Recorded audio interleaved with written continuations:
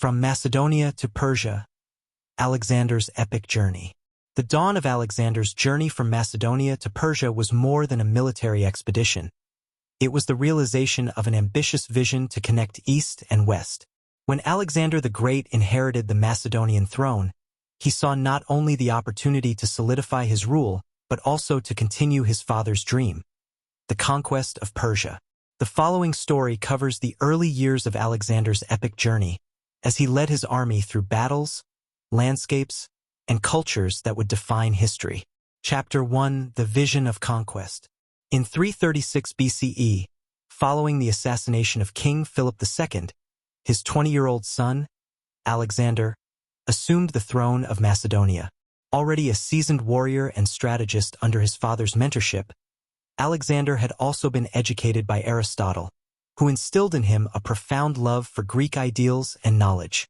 Inspired by the Homeric heroes, Alexander envisioned a path that would take him beyond the borders of Greece, into the heart of the Persian Empire, the largest empire of its time.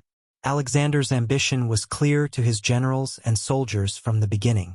He addressed his army in Pella, expressing his desire to liberate Greek cities under Persian control and punish the Persians for past aggressions against Greece, particularly the burning of Athens during the Persian Wars. His rallying cry united the Macedonian army and their Greek allies. In 334 BCE, with an army of 35,000 men, Alexander crossed the Hellespont into Asia, setting foot on Persian soil and marking the start of his campaign. Chapter 2: The Battle of Granicus. Alexander's first major battle came shortly after crossing into Asia Minor, where he encountered Persian forces at the Granicus River. The Persians had assembled a substantial army under the command of several satraps, hoping to crush Alexander before he could advance further into their territory. The Macedonian army positioned itself on the banks of the river, with Alexander leading his companions, an elite cavalry unit on the front lines. Ignoring the inherent dangers of a frontal assault across a river, Alexander signaled the attack. His cavalry plunged into the river, meeting the Persian cavalry head-on. Alexander himself led the charge, inspiring his men to follow him into the fray. With expert maneuvering, the Macedonian phalanx crossed the river, pushing back the Persian forces. The Battle of Granicus was a decisive victory. The Persians had underestimated Alexander's resolve and the discipline of his troops. After the battle, Alexander spared the captured Greek mercenaries fighting for Persia but sent them back to Greece in chains, a symbol of his intent to free the Greek world from Persian influence. News of the victory spread rapidly, and local cities welcomed Alexander as a liberator. His journey deeper into Persian territory had begun. Chapter 3: The Siege of Halicarnassus and the Conquest of Asia Minor. Following the victory at Granicus, Alexander continued southward, capturing city after city. Halicarnassus, a heavily fortified coastal city, posed a formidable challenge, with defenses bolstered by Persian reinforcements. Alexander's siege of Halicarnassus demonstrated his adaptability and tactical prowess. He used a combination of siege towers and battering rams, gradually weakening the city's defenses. The city fell after months of relentless assaults, and Alexander's forces seized control. By winter, Alexander had liberated all of Asia Minor, securing the western front of the Persian Empire. Each victory bolstered his army's confidence and brought more allies to his side, but it also caught the attention of Darius III, the Persian king. Chapter 4: The Meeting of Kings, the Battle of Issus. In 333 BCE, Alexander advanced into Cilicia, where he encountered King Darius III's army near the town of Issus. Darius's forces outnumbered Alexander's, and he was confident that his army's sheer size would overwhelm the Macedonians. But Darius had chosen a narrow valley for the confrontation, a tactical error that Alexander quickly exploited. Alexander arranged his army with the phalanx in the center, his companion cavalry on the right, and additional units on the left to guard against flanking.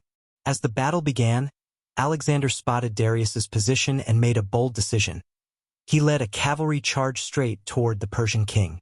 The Persian front lines collapsed under the pressure, and panic spread through Darius's ranks.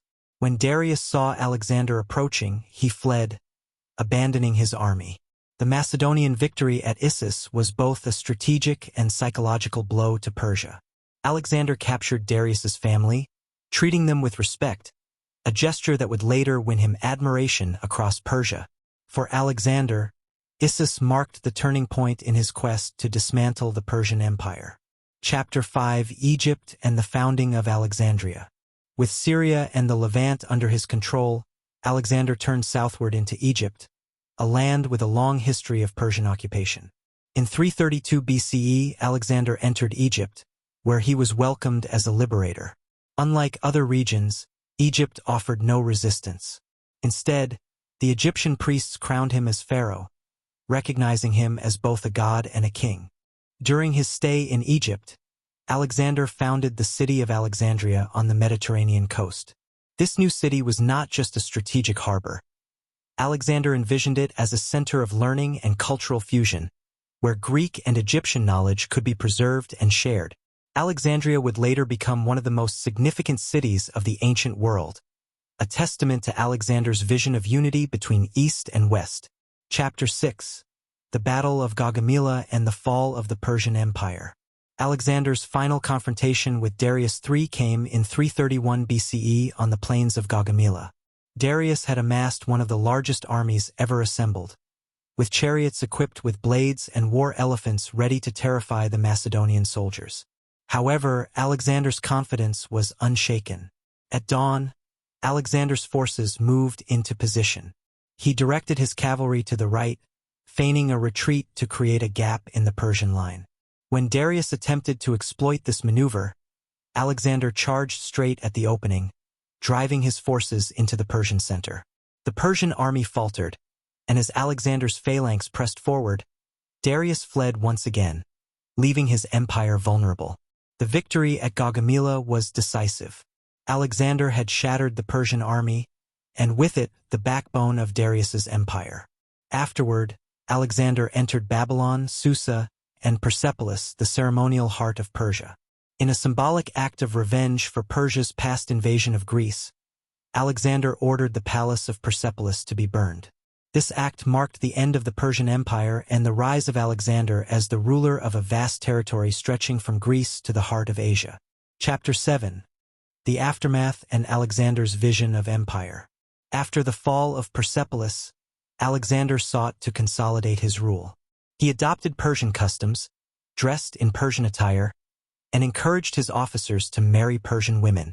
His goal was to blend the Macedonian and Persian elites into a single ruling class, unifying his empire under a new cultural paradigm.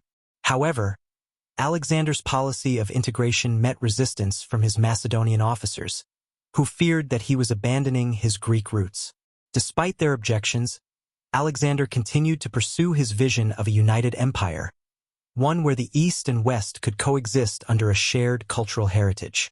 He ordered the establishment of cities throughout Persia, many bearing his name, as centers of Greek culture and governance. Chapter 8: The Legacy of Alexander's Journey. Alexander's journey from Macedonia to Persia transformed the ancient world. His conquests spread Greek culture and language across Asia, laying the foundations for the Hellenistic era. The cities he founded became hubs of trade, learning, and cultural exchange, blending Greek, Persian, Egyptian, and even Indian influences. Though he died young at 32, Alexander's dream of unity and his vision of an empire that transcended borders lived on.